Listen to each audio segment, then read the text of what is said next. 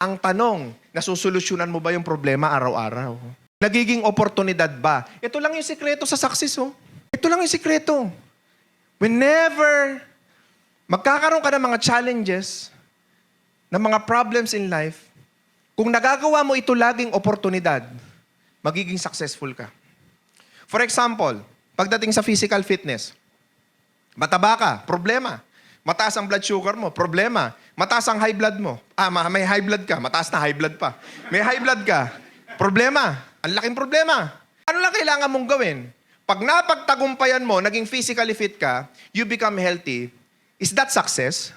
That's success. Yun lang yun. Problema, may sakit ka, napagaling mo yung sarili mo, na-improve mo yung sarili mo, became opportunity. Hahaba ang buhay mo. Same goes with money. Wala kang pera ngayon, lubog ka sa utang ngayon, maraming mga taong hindi naniniwala sa'yo, maraming taong hindi naniniwala sa negosyo mo. So, ang tanong, paano mo susolusyonan lahat yan? Masusolusyonan mo lang yan kung meron kang tinatawag natin na courage, kung lalakasan mo yung loob mo.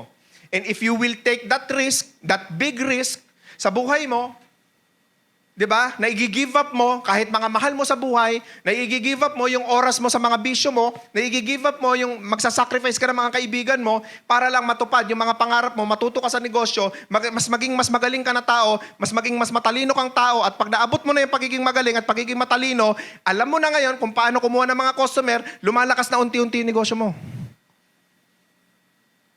Ganun lang kasimple.